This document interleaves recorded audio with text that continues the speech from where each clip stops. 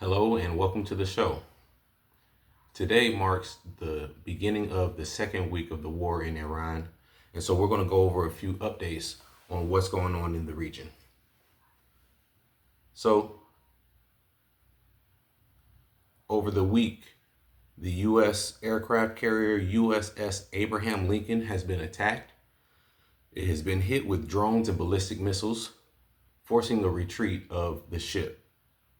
Also, we've had the shutdown of the Strait of Hormuz, which 20% of the world's oil and gas flowed through this region, through this strait.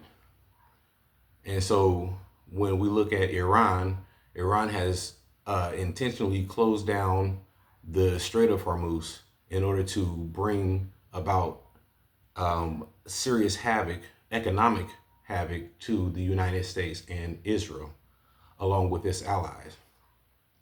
One of the strategies of Iran is to sow chaos in the Middle East, to disrupt global economies and the stock market. Also, a strategy is been to use these systems of chaos and disruption in order to pressure the United States and Israel to halt their attacks on Iran. Over the week, Iran has attacked several energy facilities, striking facilities in Kuwait, Iraq, and other nations in the region. They've also hit airports, which is disrupting the air travel in the region.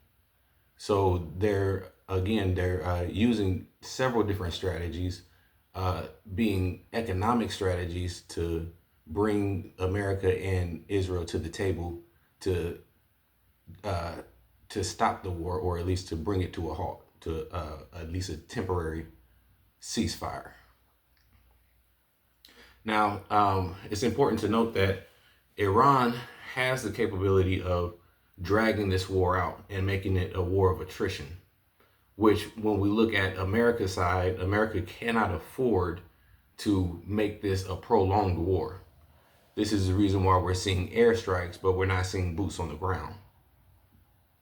The war is already costing America billions of dollars.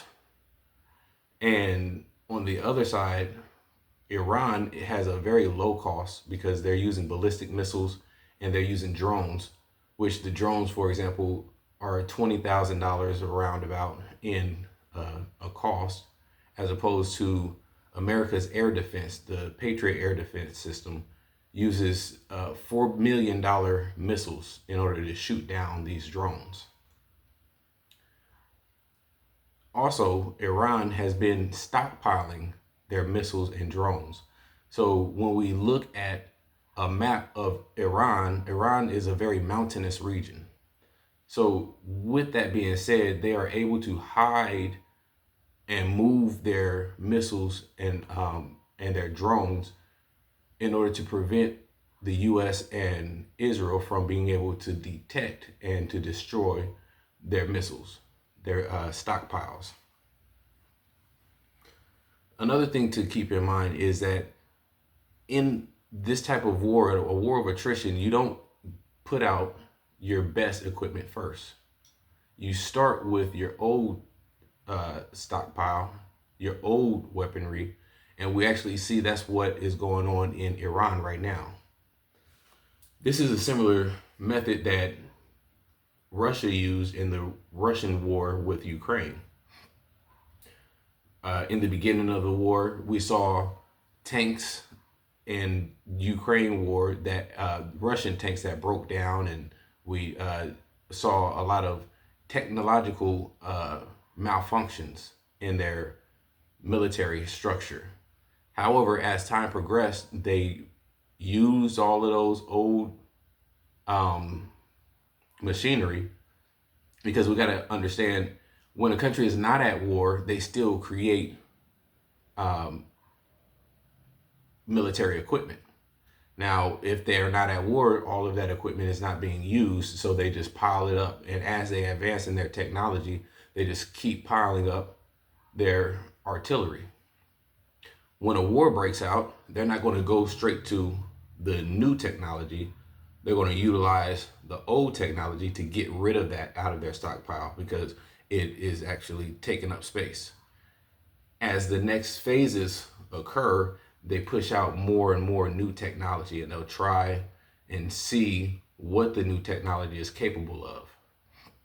So again, in this war, the war in Iran, Iran is doing a similar strategy, pushing out their old ballistic missiles that they created some years ago and using the drones that were created years ago that are not the most advanced. Also, in a war, you don't start out using all of your best equipment because you want for the opposing side to not be able to properly calculate what abilities you have in the beginning.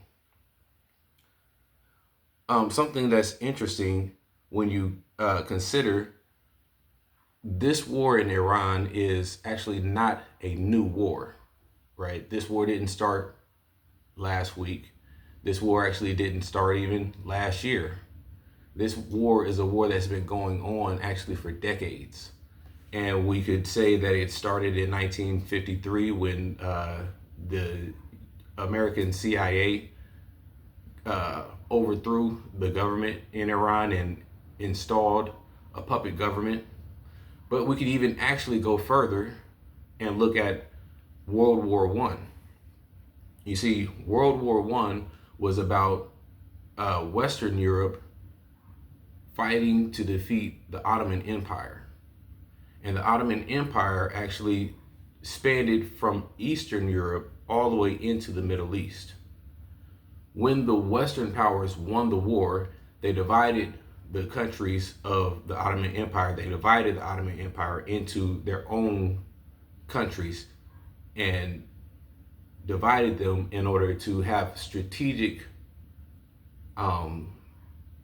borders for these countries in order to divide different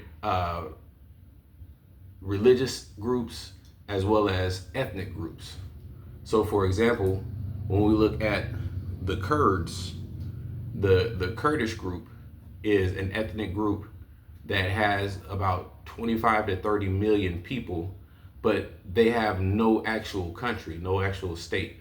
So they are scattered along the border of Iraq, Iran, Syria, Turkey, and Armenia. So now, when we fast forward to today, America is having talks with the Kurdish,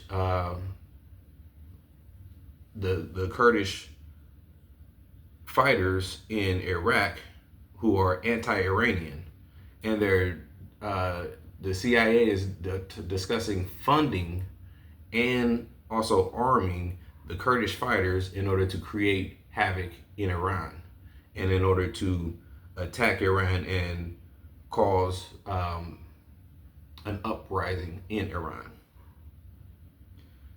Now, Iran has already responded by attacking some of the Kurdish military areas. So they're not just taking this laying down.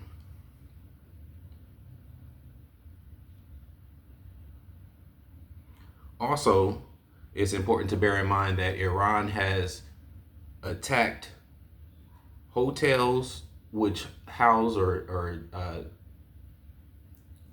the hotels that are having a lot of foreign visitors. They're also attacking airports and ports, and they're attacking these ports and airports in places like Qatar, the United Arab Emirates, Kuwait, Iraq, Oman, and Bahrain as well. Now, we would like to maybe pose a question: why would Iran attack these countries that are not just border countries to Iran, but also countries that practice the same religion? The answer to that question lies partly in the fact that you have two major Islamic groups. You have the Shiite and you have the Sunni. The Shiites are much more of a religious sect of Islam, whereas the Sunnis are more secular. So when you look at Saudi Arabia or Dubai, they have a more luxurious, lavish lifestyle, and they promote more Western ideologies than Iran and other Shiite countries. So, with that being said, Iran is using the fact that the countries that are working with America and Israel, they're using the fact that they are very much a profit-oriented set of nations, and thus they're attacking their money, right, to make their money less certain, to create more problems in the money markets. And they're, again, using this to cripple the financial aspect of this war along with the military aspect. So again, Iran has been hitting U.S. and Israeli bases in these nations, in these countries, whether it be Saudi Arabia or whether it be Kuwait or Iraq. They're hitting the U.S. bases, and they've also hit a UK base. I believe they've attacked a base, and well, I'll say they have flown a missile into Turkey, which what that does, or the reason that they would be doing that, is to give Turkey a warning that they're not just going to put up with Turkey aiding the U.S. and Israel, along with aiding NATO, because Turkey is an ally to NATO. They are a part of NATO. So Turkey is a border country to Iran, and Iran is saying, hey, look, we know that you're a Muslim country, but we also know and understand that you are a part of NATO. And in being a part of NATO, you very much have the possibility of siding with the European powers and America and Israel in trying to oppose and defeat us, which is Iran. So, as the war has progressed, we've actually seen the proxies of Iran, what they call the axis of resistance. They have actually started joining the war. What this means is that Hezbollah in Lebanon has been, for example, attacking Israel.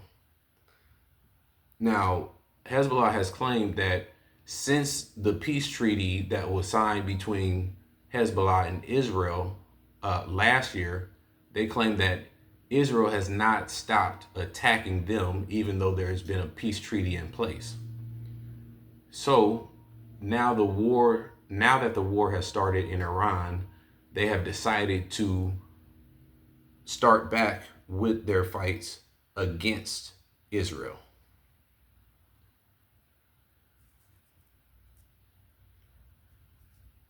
Iran's supreme leader, Ali Khamenei, was assassinated in the beginning of this war, but now some are saying that he actually expected the assassination to occur, and thus he set up a plan that in the event that he is assassinated, that there would already be a line of succession to take over the leadership position. Since the start of the war, the U.S. has taken out many of their leaders, but this actually causes a problem because, as Donald Trump mentioned, we may get to a point where we don't know any of the people who may rise up to power.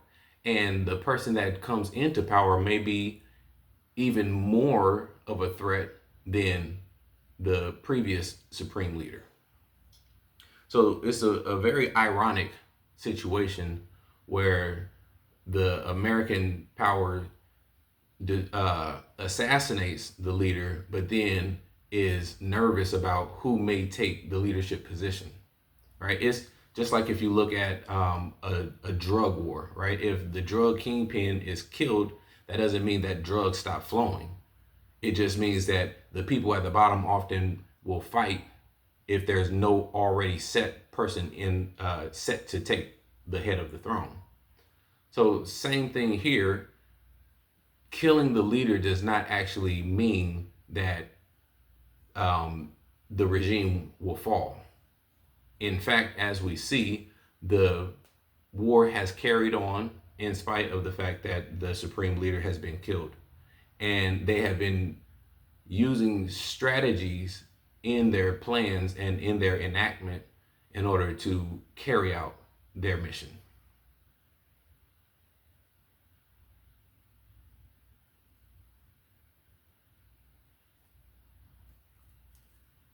Now, they're also alleging, Iran is alleging that they have shot down several U.S. and Israeli aircraft, which is pretty big because Israel and America has a strong air force, which Iran does not have. Iran decided over the years to use the strategy of building ballistic missiles and other types of missiles and using low-cost drones because they already knew early on that they would not be able to compete in the air with the US and Israel. However, they are able to use their ballistic missiles to shoot down these aircrafts of the US and Israel. And so we're seeing this starting to occur already.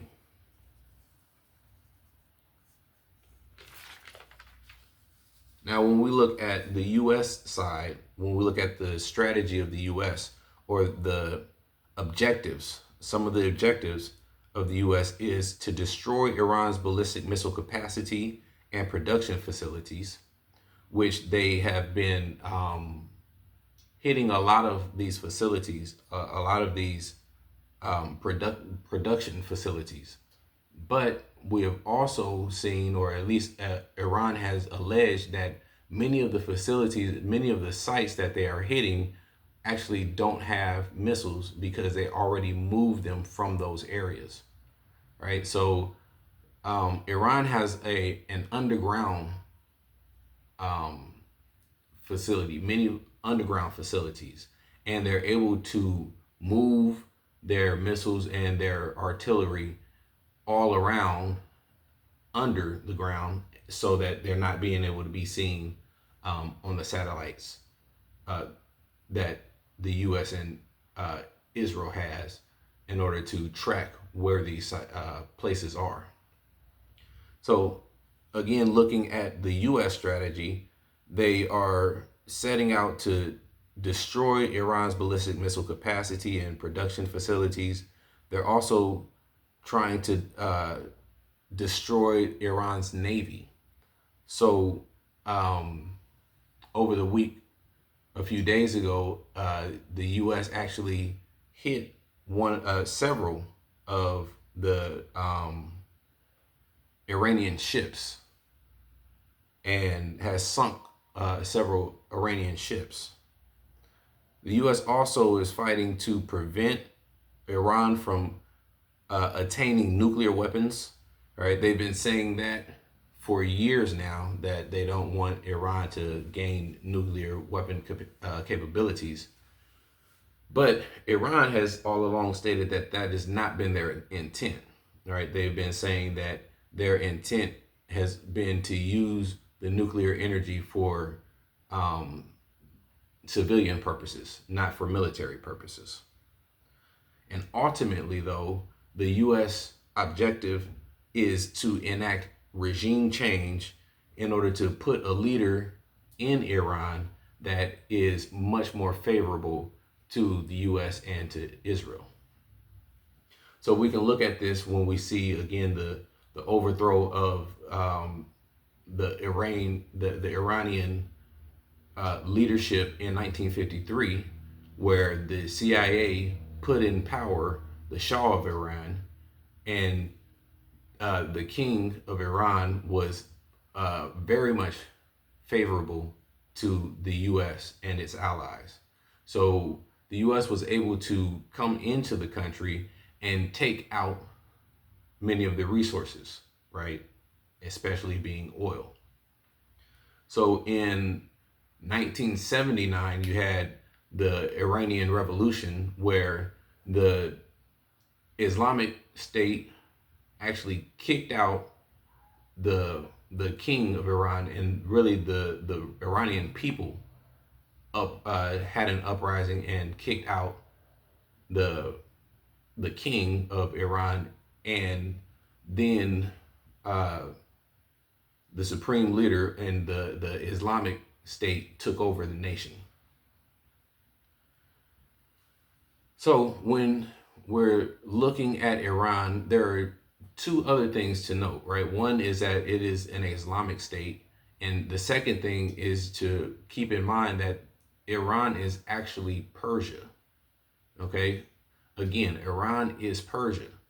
So the population of Iran is approximately 90 million people. About 60% of the Iranians are Persian. Okay? So why that's important is because we have to understand that Iran has a very, very long history, and they actually know and remember their history, versus the U.S., right? The U.S. history does not span for thousands of years. It spans for, really, you could say 250 years since the American Revolution, or you could say 400 years when the British colonized America. But that is the extent that we could say of the American nation. And then the American Empire, right, was not the whole entire 400 years or even the whole entire 250 years. Right? So America as an empire has only been on the map for a short period of time, whereas Iran and the Persian Empire have had thousands of years of history, and they know their history. So when they're fighting, it's a different reason for fighting, and it's a different mindset in terms of not just a recency bias. Okay, because America often has a recency bias where we don't remember anything that happened really 10 years ago, let alone 100 or 1,000 years ago. Vice versa, a lot of these nations on the eastern side of the world, they do remember their history. They remember their empires. They remember when these empires actually collapsed, right? For example, the Persian Empire was fighting all the way up, when you talk about 2,000 years ago, they fought and they went into, I think it was King Xerxes, went from Persia and fought into Europe and was stopped in Greece, right? This is where Alexander comes from, right? Alexander the Greek. He actually was fighting against the Persian Empire. Okay, so the Greeks were able to successfully dismantle the Persian Empire around this time, right? The Persians also conquered Egypt at a point. So their empire expanded throughout the Middle East for several centuries. So just keeping that in mind, because these countries that we're talking about in this war, they do have these presence of minds that they are imperial, right? They, first of all, they want to be able to protect their own sovereignty, but they also do remember when their empires declined. They remember when the borders of their countries were created, and they also remember why the borders were created, right? They didn't create their borders, right? The Western powers after World War II created these borders to where we have now Iraq and Iran, modern day Iran and modern day Turkey. But even when you look at Turkey Turkey was the the center of the Ottoman Empire. Okay, so again, these nations do know and remember their history, and this is the reason why we have to keep to understand that this war is actually not a new war at all. This war goes back for decades, if not for centuries. Okay, even when we again keeping the historic aspect of the Middle East, we have to remember the Knights Templar. The Knights Templar was when European armies financed by the Roman, financed by Rome, they went to the Middle East, right? They went to Jerusalem and they fought wars in Jerusalem. Okay, so these wars again are not at all new. This spans for a long time. We're just in the modern time, and so we're seeing the war in a modern lens.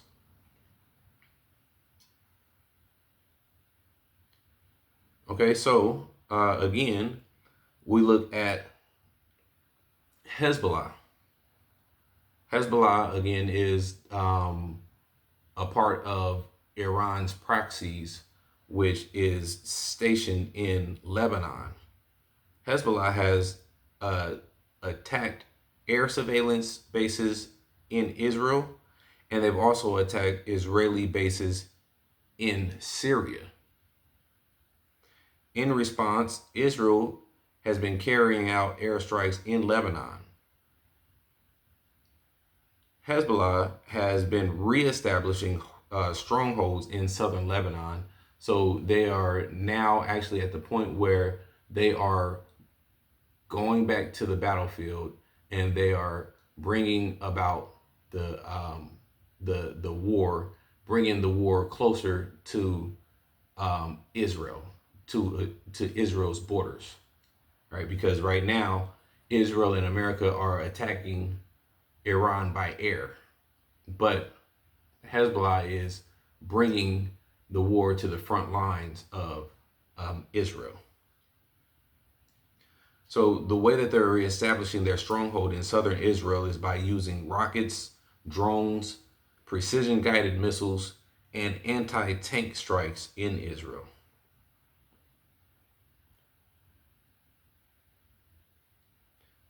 And again, Iran is also striking Gulf countries that are housing U.S. military bases, and that are also attacking CIA headquarters in the region. So far, NATO has not decided to join in the war, which a part of their policy, NATO's policy, is that if one nation of NATO is attacked, that is like attacking all of the NATO nations. And if you attack one nation, then the rest of the nations will go to war with you. All right. However, NATO has been very much occupied with the war in Ukraine. All right. And it's very ironic that we don't hear much news about the war in Ukraine anymore. It's almost as if NATO and the US has given up on Ukraine and decided that Russia has actually won that war. And so they're just leaving that war aside. And it's funny because Henry Kissinger had a quote: "To be an American enemy is dangerous, but to be a friend of America is fatal." Right? So Ukraine is actually seeing that being played out, because as an American ally, they relied on America and NATO to be able to sponsor this war and carry out this war against Russia. But when it gets tough, they're realizing that NATO and America has been backing out and actually just allowing them to figure it out on their own.